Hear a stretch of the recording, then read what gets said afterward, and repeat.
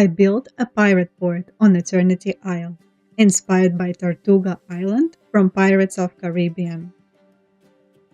After Disney Dreamlight Valley announced the new upcoming DLC, the Keepsake Sea, with Captain Jack Sparrow as one of the main characters, I couldn't wait to finally complete my Ancient Landing port build. In the first part of this build, we will be decorating this larger section of the biome, with the Seaside Villa, docks area, and a market filled with Buccaneers trinkets. It will be a fitting continuation of my City of Atlantis build, occupying the top of the platforms here in Ancient's Landing. You can check out my Atlantis build following the link below. And now, let's begin building this pirate port. This is the build where I needed to implement my stalls on Eternity Isle. So I'm gonna have a market area with Kristoff's, Mulan's, Aladdin's, and Tiana's stall. And I actually hid the Beast stall behind this Seaside Villa because it wasn't fitting the style, so I didn't want it to be front and center. Turns out it actually can be placed very close to this house, looking like it's attached to it.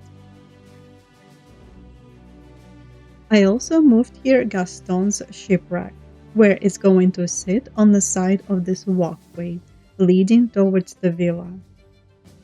I'm using the lake dock pieces on both sides. That's meant to be like an extension of the docks. And the villa itself, I'm going to wrap around with the night castle wall sections. That's going to help separate the biome and leave the road open to go across the bridge.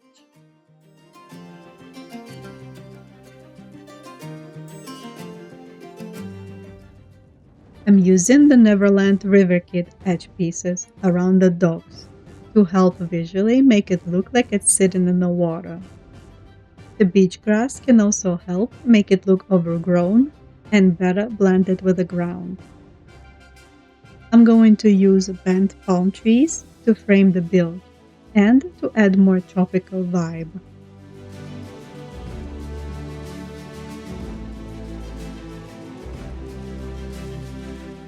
For the pathing, I went with the stone slab path.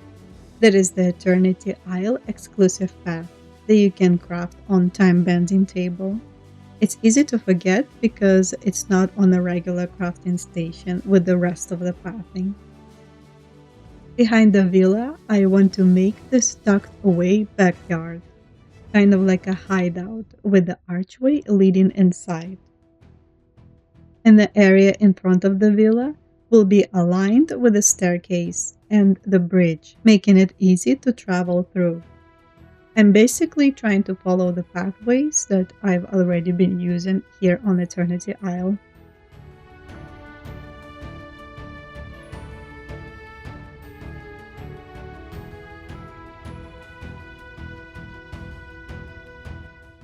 The front part of the dock can only go so far. You can't place anything much further than the boat that we used to arrive on Eternity Isle. But I was able to fit here the jungle house, which was perfect for this build. It's definitely the largest water house we have in the game currently, and it can go on land as well. I'm also adding a few willow trees around the area to help partially hide the platform walls and make the build to look more overgrown and wild. In the section on the right, I will have my market, and this is where I'm going to add a few decorative stalls. I decided to only use blue ones here because the red ones looked a bit random and didn't match anything else.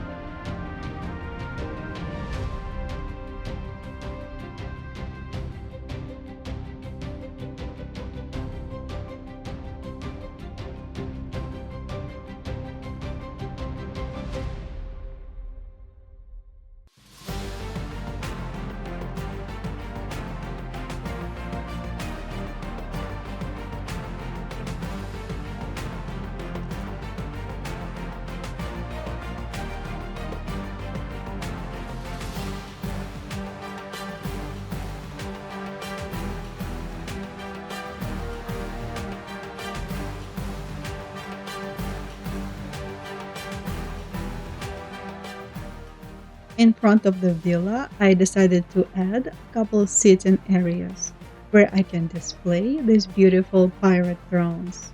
There was a reward for a treasure hunt event. I also added the pirate ship wheels in the arches as decorative pieces. I wanted this whole section to look like it was built out of shipwreck parts and reused materials. Now, back to adding details to the market stall. I was able to place a bunch of shipping crates behind the stalls to help create the background for the market. It makes it look like there is something more behind it and not just a staircase.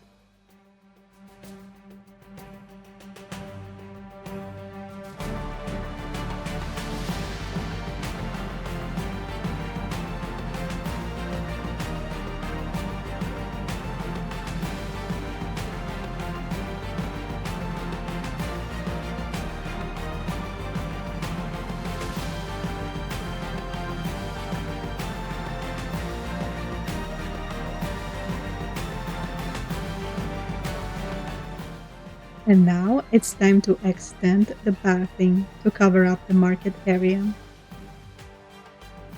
And next, I will be decorating the stalls with lots of details and trinkets.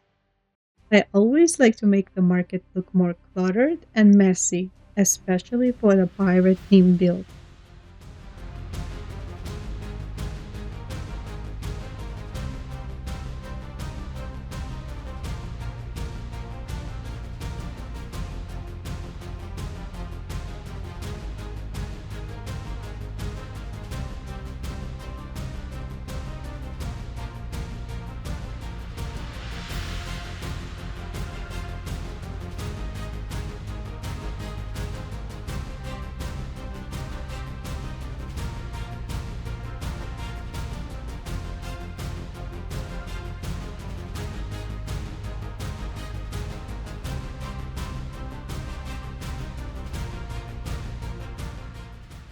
As part of the market, I'm gonna add this little performance area with a piano and other musical instruments. I thought the more wooden elements, the better for the pirate build.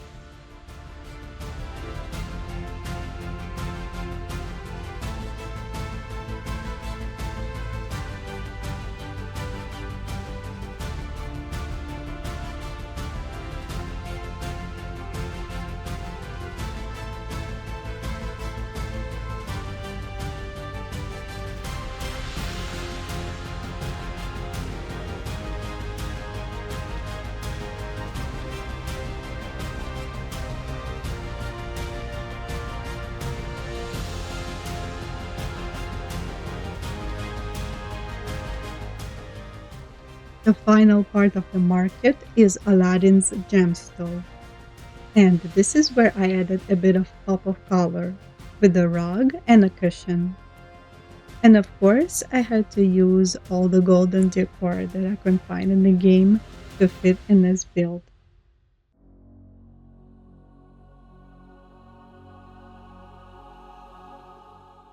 As a reminder, if you're having trouble decorating surfaces, make sure to rotate it in a straight angle to stack all the little items on top, and then you can rotate the whole thing and put it back.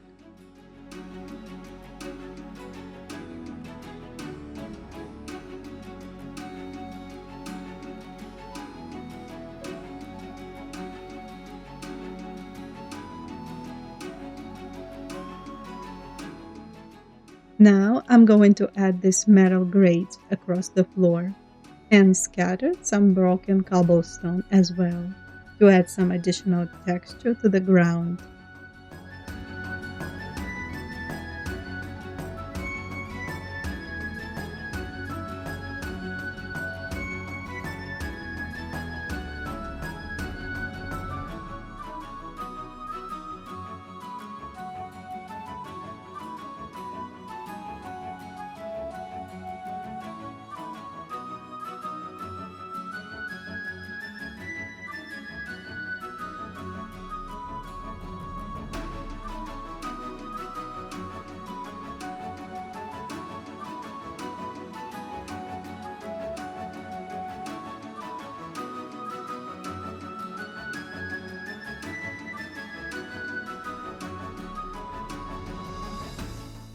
Next to the shipwreck is a little beach where I imagine pirates could hide their treasures. So I placed a shovel stand there and a chest. It's also nice to have that water edge accessible because of the fishing spots.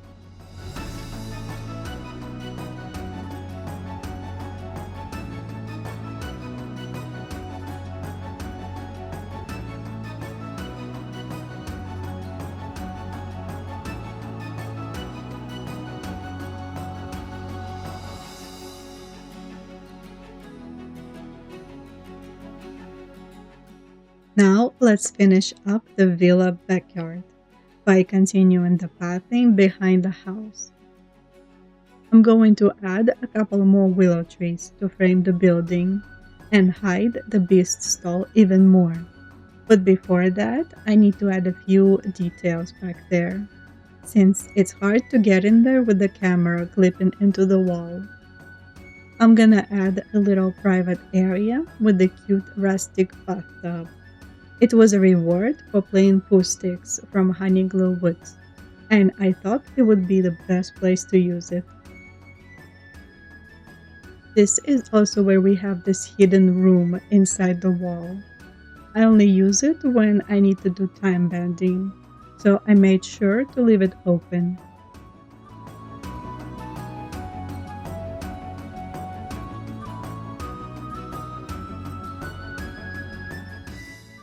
I'll add a few more details behind the house, like provisional supplies and treasures, and cover it up with the willow trees to make it look lush and overgrown.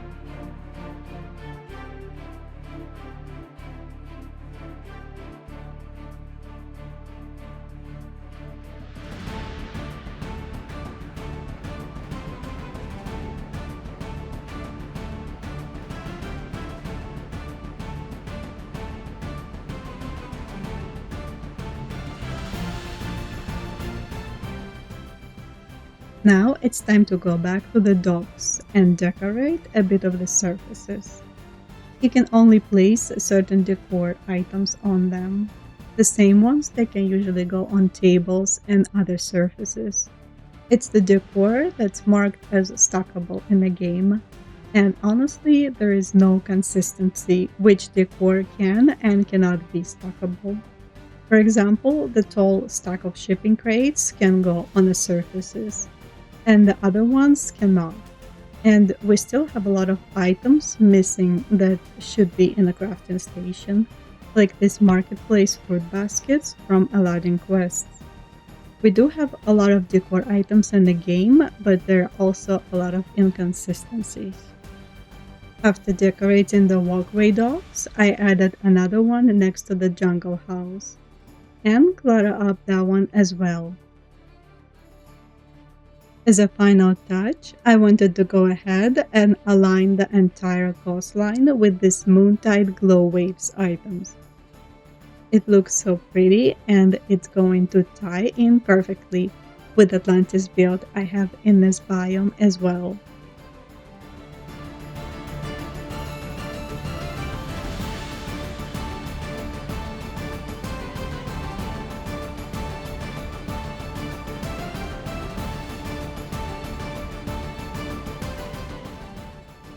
I have a few boats placed in the water, like someone went out for fishing.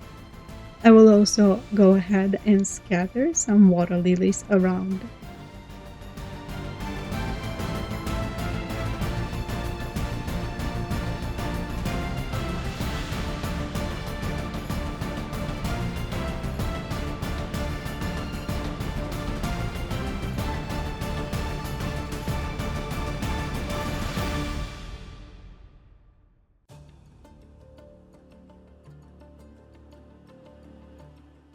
All that's left is to add a few more missing details, like lights, and the build is getting to the finish line.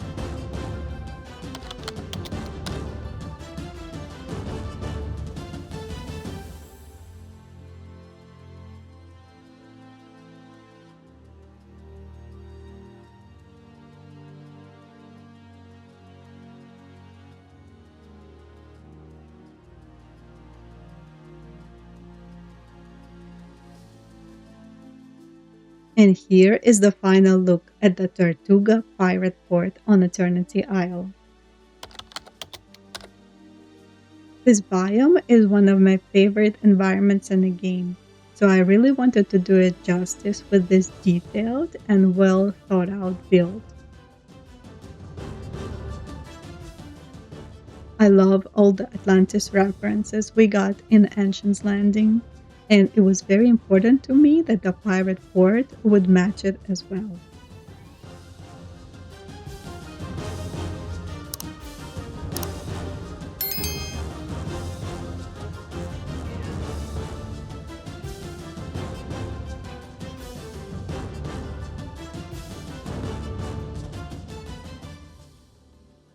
I had a lot of fun cluttering up these market stalls and making the market area feel more rustic and messy, like a true pirate port.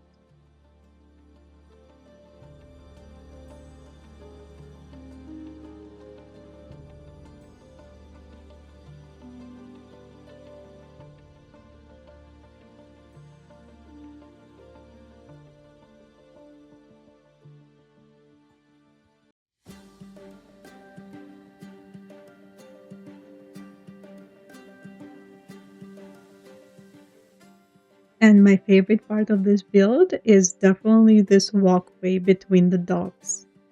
I love the overgrown tropical vibe with the crumbling stone walls. It reminds me of Pirates of Caribbean's movie aesthetic, and I cannot wait for the new DLC and all the new pirate themed decor that we will get with Jack Sparrow.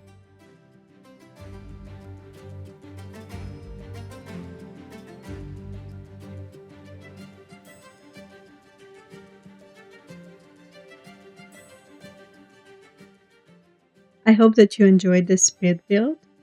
This was just the first part, as I still have one more section of the Ancient's Landing open to decorate. It is the smaller island across the bridge, and I will be making a pirate's hideout there in the next video. So stay tuned for that, and thank you so much for watching till the end. If you liked the video, please consider liking, subscribing, and commenting to support the channel. And I will see you in the next one. Bye everyone!